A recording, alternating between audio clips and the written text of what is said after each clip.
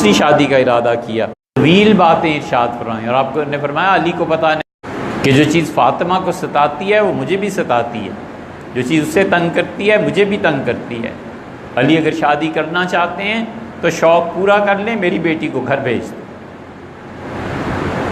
اور وہ جو میرے پہلے سسرال والے تھے، زینب کے سسرال والے، فرمایا وہ میرے اس داماد نے مجھ سے وعدہ کیا تھا اور اس نے وعدے کو پورا کیا تھا، اور علی کو پتہ نہیں ہے کہ جو چیز میری بیٹی کو تنگ کرتی ہے مجھے بھی تنگ کرتی ہے۔ سیدنا علی رضی اللہ عنہ سہم گئے، انہیں نہیں اندازہ تھا کہ رسول اللہ صلی اللہ علیہ وسلم، اب یہ عقل ہی کی شرارتیں ہیں نا۔ اس نے مستشرقین نے اس سے کہا جی یہی انگریز پوچھتے ہیں کہ جب اپنی بیویاں اتنی لے آئے تو اس وقت تو کچھ نہیں، اور اپنی بیٹی پہ ایک سوکن کو برداشت نہیں کیا۔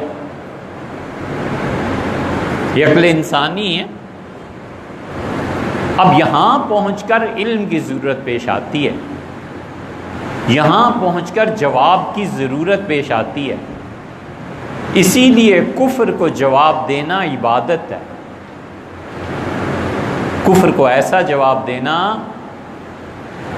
کہ اس کا دل، اس کی زبان رک جائے، اور اگر اس میں ذرہ برابر بھی انابت ہے، دل میں اللہ کی طرف رجوع ہے، تو اس کا دل بھی مطمئن ہو جائے، کیونکہ چلتی ہوئی زبان دوسروں کے منہ بند کر دیتی ہے، دلوں کو مطمئن نہیں کر سکتی، اور منہ بند ہو جاتا ہے کبھی اپنی عزت کی وجہ سے، کبھی دوسرے کی جہالت کی وجہ سے، کسی پتہ ہی نہیں ہے یار بولنے دو اب کیا کیا جائے۔ یہاں پہنچ کے علم کام دیتا ہے۔ عرض کیا کہ رسول اللہ صلی اللہ علیہ وسلم کی خصوصیت تھی نا، امت کے لیے 4 نکاح جائز ہیں، اور اللہ نے فرمایا آپ نکاح کریں، اور جتنی عورتوں سے آپ نکاح کریں آپ کے لیے جائز ہے۔ اللہ تی ہاجرن معک، جو ہجرت کر کے آپ کے ساتھ آئی ہیں آپ کر لیں ان سے نکاح۔ ام وہبت نفسہا للنبی، کوئی عورت آ کے آپ سے اس خواہش کا اظہار کرے کہ وہ آپ کی بیوی بننا چاہتی ہے آپ کر لیں۔ او اراد النبی یستنکحھا، آپ کا خود جی چاہتا ہے کسی عورت سے نکاح کرنے کو آپ کریں، اور آخر پہ فرمایا خالصۃ لک، ہم صرف آپ کو اجازت دے رہے ہیں، من دون المومنین، آپ کی امت میں سے کسی کا حق یہ نہیں، کسی کو اجازت نہیں، ان کے لیے 4 ہیں، آپ کے لیے بالکل کوئی پابندی نہیں۔ یہ حضور صلی اللہ علیہ وسلم کی خصوصیت ہے، اس میں ان کا کوئی شریک نہیں۔ نبی کریم صلی اللہ علیہ وسلم ختم نبوت ان کی خصوصیت ہے، اس میں ان کا کوئی شریک نہیں۔ حضور اقدس صلی اللہ علیہ وسلم کی خصوصیت تھی بہت سی چیزوں میں، اللہ نے کہا آپ کے لیے جائز ہے، باقیوں کے لیے جائز۔ جیسے ابھی یہ بات مجھے نہیں، نفل آپ بیٹھ کے بھی پڑھیں تو آپ کو ثواب پورا دیں گے۔ اسی طرح رسول اللہ صلی اللہ علیہ وسلم کی خصوصیات میں سے تھا کہ ان کی بیٹیوں پر سوکن نہیں آ سکتی تھی۔ جب اس خصوصیت کو توڑنے کی بات ہوئی، اور وہ بھی سیدنا علی رضی اللہ عنہ سے جن سے محبت تھی حضور صلی اللہ علیہ وسلم کو بہت زیادہ، تو جن سے محبتیں ہوتی ہیں ان سے ذرا سی تکلیف بھی رنج زیادہ پہنچاتی ہے۔ بھلا پاؤں کے نیچے جو کنکر آتا ہے اور اس کا 1000واں حصہ جو آنکھ میں پڑتا ہے، دونوں تکلیف میں برابر ہے۔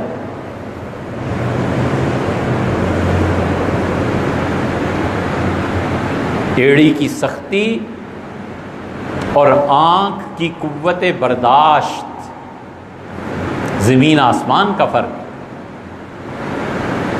تو اس لیے نفس انسانی میں جو عقل ہے نا، یہ عقل مندی تو ہیں، حضور صلی اللہ علیہ وسلم یہ اعتراض، یہ اعتراض، یار ان کی خصوصیت تھی، ان کی بیٹیوں پہ سوکن نہیں آ سکتی تھی، ختم ہوئی بات۔ آپ کیوں اس خصوصیت کو توڑنا چاہتے ہیں؟ آپ کا کیا اتھارٹی؟ نفس انسانی کا بڑا عذاب یہ عقل، اور نفس انسانی کی دوسری بڑی خصوصیت جہاں پہنچ کے وہ برباد ہو جاتا ہے، وہ ادعا ہے، دعویٰ ہے۔ ہر وہ نیکی جو انسان کو دعوے پہ لاتی ہے نا، وہ گناہ ہے۔ ہر وہ نیکی جو انسان کو اس پہ ابھارتی ہے کہ لوگ تمہیں جانیں، کوئی تم دعویٰ کر لو، سب گناہ۔ ہر وہ نیکی، گناہ تو گناہ ٹھہرے، ہر وہ نیکی جو انسان میں کبھی فکر اور سوچ میں بھی آ جاتی ہے نا کہ یار کیا بات ہے، اللہ نے نیکی تم سے کام کرایا ہے، یہ سب گناہوں کی فہرست ہے، اور یہ برباد ہو جائے گا کسی۔ اور نفس انسانی کی تیسرا تیسرا گمراہی کا سرچشمہ لذت ہے، مزہ ہے، مزہ آئے گا۔ یہ ہے اصل، جو آدمی لذتوں کو کرکرا کرنا جانتا ہو، اور جو آدمی عقل کو برمحل استعمال کرنا جانتا ہو، اور نفس اس کے قابو میں ہو نا، کوئی چیز نہیں ہے جو جنت میں جانے سے روکے۔ حضور صلی اللہ علیہ وسلم نے جو فرمایا ہے نا کہ لوگوں کے درجات جنت میں عقل، ان کی عقل کے مطابق ہوں گے، تو آدمی میں عقل جتنی غالب آتی ہے وہ ہمیشہ اپنی آخرت کا سوچتا ہے۔ دنیا میں ایک ہی محور اور مرکز ہے، اور وہ آخرت ہے۔ اگر آخرت نہیں ہے نا، قیامت کی زندگی نہیں ہے، تو اللہ کو ماننا نہ ماننا دونوں برابر ہے۔ ہم نے نماز پڑھی کیوں؟ کیا فائدہ ہے؟ خام خواہ 1 گھنٹہ سارا ایسے خراب کیا، اور کتنے کام چھوڑے۔ اگر آخرت نہیں ہے تو بھی اس کا فائدہ کیا ہے؟ ایک آدمی خدا کے ساتھ شرک کرتا ہے، اگر آخرت کوئی چیز نہیں ہے۔ اس لیے آخرت جس چیز کا نام ہے نا، یہ اصل میں بنیاد ہے سارے عقیدے کی۔ جو آخرت کوئی نہیں مانتا، اس کے لیے کوئی عقیدہ نہیں، اور مسلمان عملاً 90% سے زیادہ آخرت کو نہیں مانتا۔ عملاً عقیدے میں کسی سے پوچھ لیں کہ مرنا ہے، اللہ کو جواب دینا ہے، وہ کہے گا ہاں، اور اس کو جو کرتوت کی ہیں اللہ کو جواب دینا ہے یا نہیں۔ حضرت عائشہ رضی اللہ عنہا سے کسی نے کہا کہ کسی کی تعریف کریں، انہوں نے کہا میں لوگوں کی تعریف تو کروں، مگر حضور صلی اللہ علیہ وسلم نے ایک موقع پہ مجھ سے کہا تھا، میں نے ایک عورت کی بڑی تعریف کی تھی، تو رسول اللہ صلی اللہ علیہ وسلم سے فرمایا عائشہ یہ کہو کہ اگر اللہ نے چاہا تو جنت میں جائے گا۔ اتنا قطعی اور یقینی جو تم کہہ رہی ہو نا کہ وہ جنتی تھا، تو ممکن ہے اس نے کوئی ایسا جملہ زبان سے نکالا ہو جس کے کہنے کی ضرورت نہیں تھی، اور ممکن ہے اس نے وہ چیز بچا کر اپنے گھر میں رکھ لی ہو جس کی اسے ضرورت نہیں تھی اور پبلک کو زیادہ ضرورت تھی، غریب آدمی کو زیادہ ضرورت تھی۔ ہم غور کریں، یہ بھی سردیاں گزری ہیں نا، اور کتنے کتنے سوٹ بنائے ہوئے ہیں، 30 40 کرنا کیا ہے یار؟ اللہ نے توفیق دی، آئندہ اور بنا لینا۔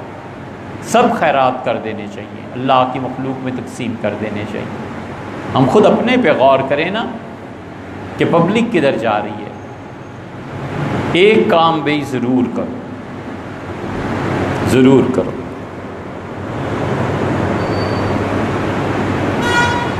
ہم اپنے ہاں آج کل دیکھتے ہیں مدرسے کے پچھواڑے جو پانی بہہ رہا ہے، ایسے ایسے پرندے دیکھنے میں آتے ہیں جو کبھی نہیں دیکھے۔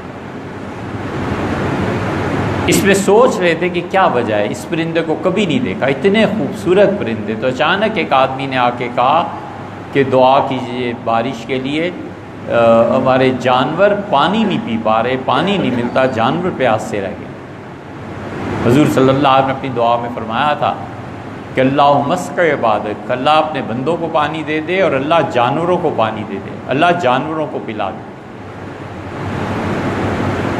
تو یہ جواب تھا جو سوال ہم سوچ رہے تھے کہ پرندے کیوں آ رہے ہیں، تو اس نے آ کے آدمی نے جواب دیا، اس نے بس قدرتی طور پہ مل گیا۔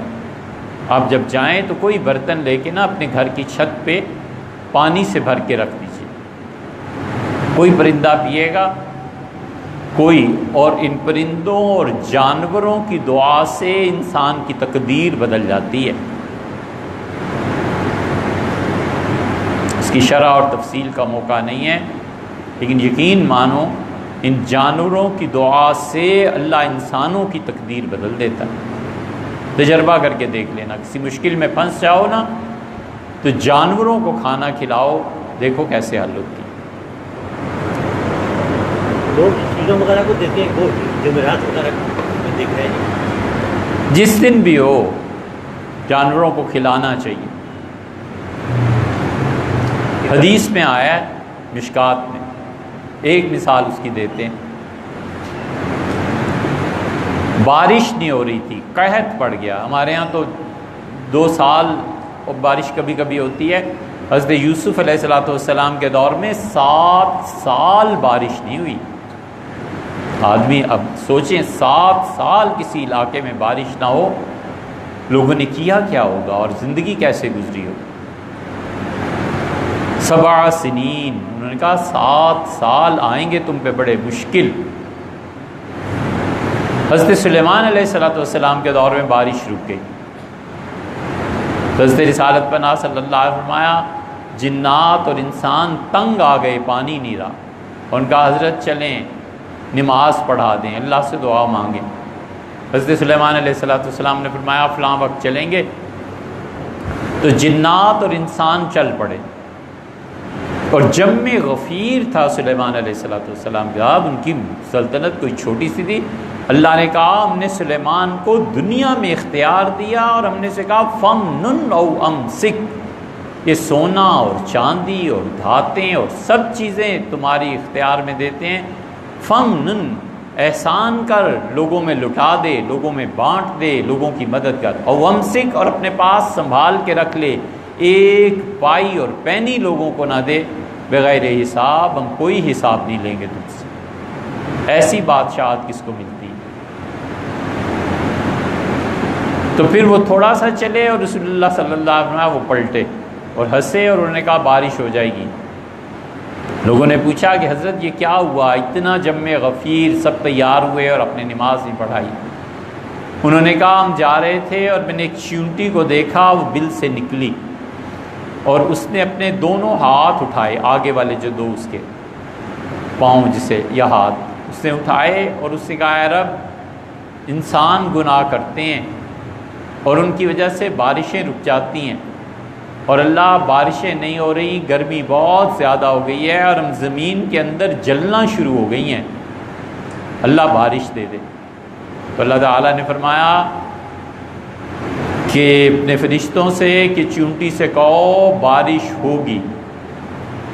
میں یہ سن رہا تھا ساری باتیں، فقط سقیتم لغیرکم، مجھے پتہ چل گیا کہ لوگوں جانوروں کے صدقے اللہ تمہیں بھی پلائے۔ یہ دلیل ہے اس بات کی کہ جانوروں کے ساتھ جو نیکی کرتا ہے نا، اللہ اس آدمی کی تقدیر بدل دیتا ہے۔ تو اس لیے گھر جائیں تو چھت پہ پانی کوئی پیالہ کوئی چیز بھر کے رکھ دیں، آپ کو پتہ بھی نہیں ہوگا کس نے پیا ہے کس نے نہیں پیا، لیکن عین ممکن ہے کہ اس جانور کی دعا لگ جائے اور آدمی کچھ سے کچھ ہو جائے۔ سبکتگین کہتے تھے، یہ تو حدیث ہے، پکی بات ہے نا، اگلی بات ذرا کچی سی آپ مانیں تو کیا اور نہ مانیں تو کیا۔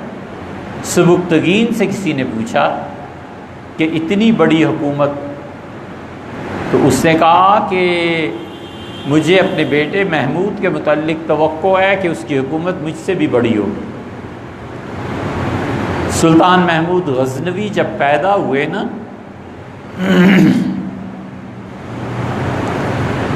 تو جو علم نجوم کے ماہر تھے انہوں نے آ کے سبکتگین کو مبارکباد دی، اور انہوں نے کہا سبکتگین حضرت رسالت پناہ صلی اللہ علیہ وسلم کے بعد تاریخ میں، انسانی تاریخ میں یہ پہلا بچہ تمہارا پیدا ہوا ہے جس کے مقدر کے ستارے ٹھیک رسول اللہ صلی اللہ علیہ وسلم کے ستاروں کے ساتھ مل گئے، اور اس سے خدا اتنا بڑا کوئی کام لے گا جیسے حضور صلی اللہ علیہ وسلم سے خدا نے کام لیا۔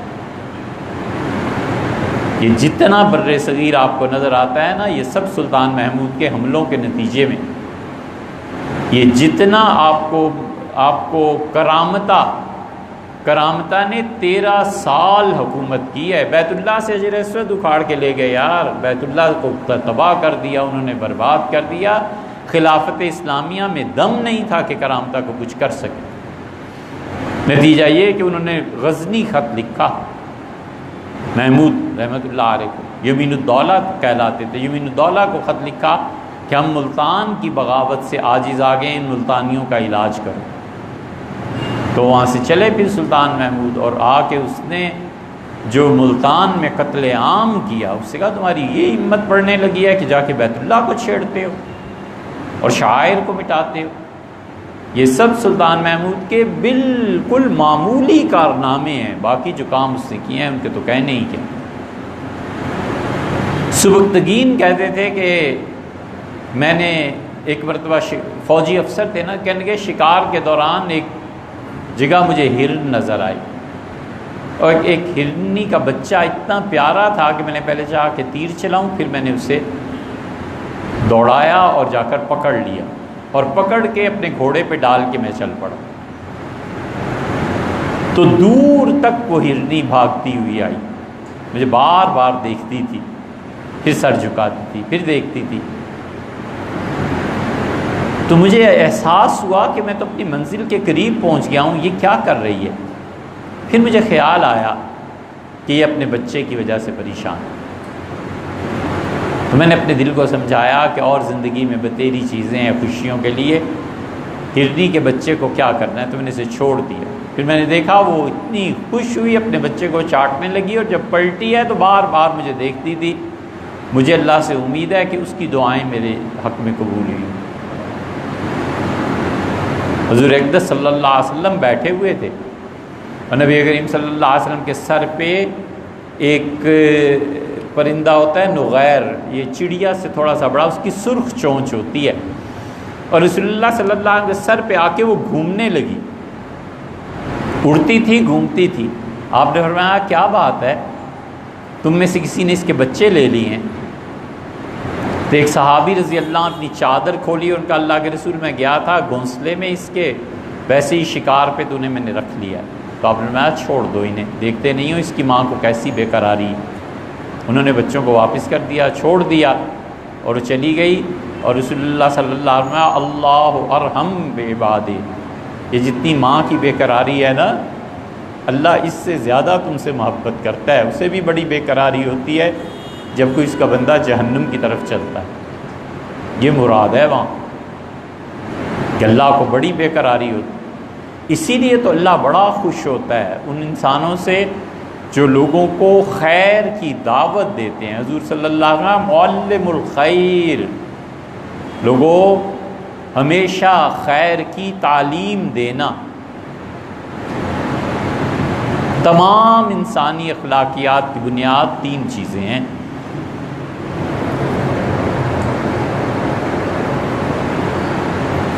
سچائی، تمام انسانی اخلاقیات کی بنیاد، جہاں سچائی ہے اس کے ساتھ اپنے آپ کو وابستہ کرنا ہے۔ یہ یونانی فکر جو تھی نا، فیثاغورس، افلاطون کے درجنوں شاگرد، ارسطو تو خیر کم تھا، یہ فیثاغورس اور جو دوسرے لوگ تھے نا، یہ سچائی تک پہنچ گئے تھے۔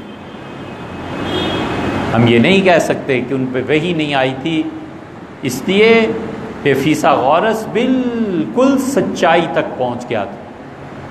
افلاطون نے دنیا کو یہ نظریہ دیا، اس نے کہا خیر ایک ہے، اس نے کہا ساری نیکیوں کی اصل ایک ہے۔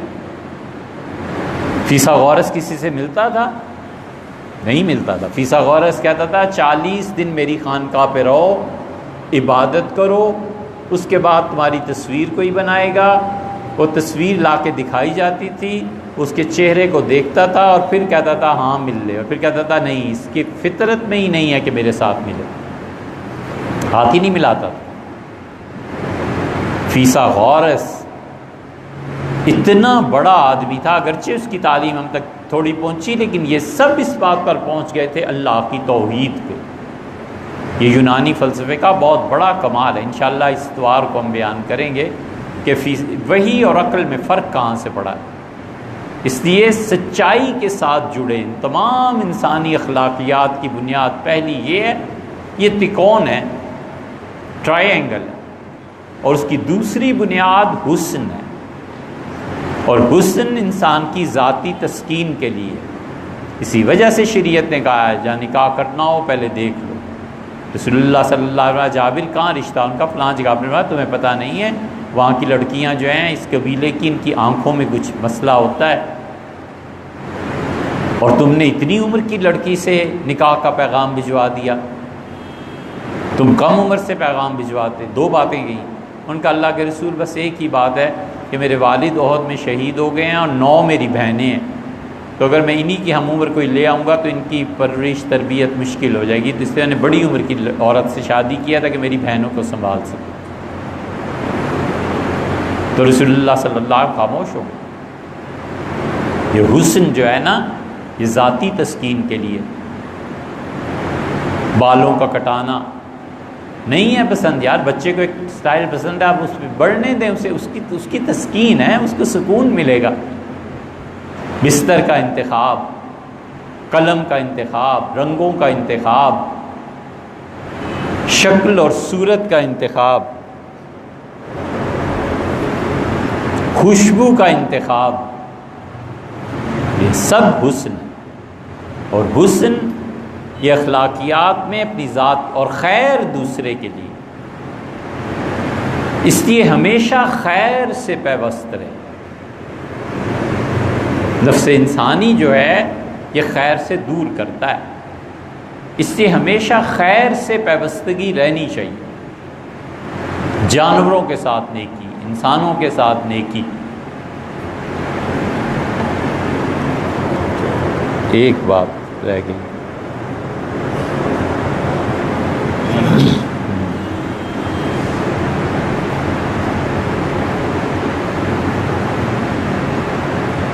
وہ یہ تھی کہ نفس انسانی میں جہالت کو کم کرے، علم کا فروغ، علم کا بڑھنا۔ یہ نفس انسانی میں جو تین بنیادی چیزیں ہیں نا، جتنا اس پہ آدمی قابو پا لیتا ہے اتنا انسانیت کے قریب ہوتا چلا جاتا ہے۔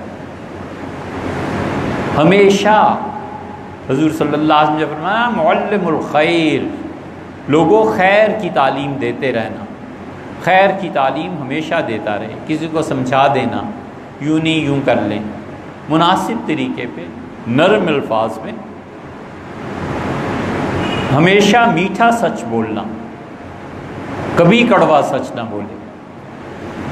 زندگی میں یہ طے کرے کہ میں کبھی کڑوا سچ نہیں بولوں، کہ جا کے آج لکھو اور طے کرو، اور اگر 10 سال میں اس پہ قابو پا جائیں نا، یقین مانے جنت کا سرٹیفکیٹ ملنا چاہیے۔ ہمیشہ میٹھا سچ بولے۔ یہ کڑوا سچ جو ہے نا یہ بربادی ہے، جھوٹ سے زیادہ تباہی پھیرتا ہے۔ کبھی کڑوا سچ نہ بولے۔ یہ ضروری ہے کسی کو کہنا کہ تم بڑے نالائق ہو اور تم ایسے اور ایسے؟ یہ بھی تو کہا جا سکتا ہے کہ اس کام کو اگر آپ کر لیتے تو بڑا اچھا ہوتا، میرا خیال ہے ایسے کر دیں، یہ رنگ مجھے بڑا پسند ہے۔ بیٹے بہت دن ہوئے آپ نے خیال ہی نہیں کیا، پائے نہیں پکے، بہت دن ہوئے، گرمیاں آ گئی، چونسا آم ہی نہیں گھر میں آیا، کچھ کریں نا۔ مالدہ آم علامہ اقبال کے ہاں آتا تھا بہت۔ دیکھو بڑے اخلاق کے لوگ تھے نا، اپنے بڑے بھائی عطا محمد کو خط لکھا ہے کہ آموں کی پیٹی بھیج رہا ہوں، اور ملتان میں نے لکھا تھا کہ آم بھیجو تو آئے نہیں، لیکن لاہور میں سب سے اچھا آم اس وقت یہی ہے، آپ سیالکوٹ میں بھیجی نا، خود بھی کھائیں، والد صاحب کی خدمت میں بھی پیش کریں۔ اور باقی آم اس لیے نہیں منگا سکتا کہ سردار کو مالدہ پسند ہے، وہ تو اس کی عاشق ہے، ان کی اہلیہ کا نام سردار تھا نا، تو بیوی کی رعایت سے مالدہ آم کے علاوہ کوئی پیٹی گھر نہیں منگوائی کہ بیوی کو جو چیز پسند ہے وہ پسند ہے۔ یہ ایسے ہی نہیں ہے، بیوی کی دلجوئی کرنا اور اپنی اہلیہ کو خوش رکھنا اور جائز امور میں ان کی اطاعت کرنا اور ان کا خیال رکھنا بہت بڑی عبادات میں سے ایک عبادت ہے، لیکن چھوٹی سی چیز نہیں ہے، بہت بڑی عبادت کہ وہ خوش رہے، اس کا دل مطمئن رہے۔ آپ دیکھتے نہیں ہیں رمضان میں اور ان ساری چیزوں میں وہ کیسی خدمت کرتی ہیں، حدیث میں بھی ایسی چیزیں آئی ہیں۔ خیال رہا تو آئندہ ایک بات بیان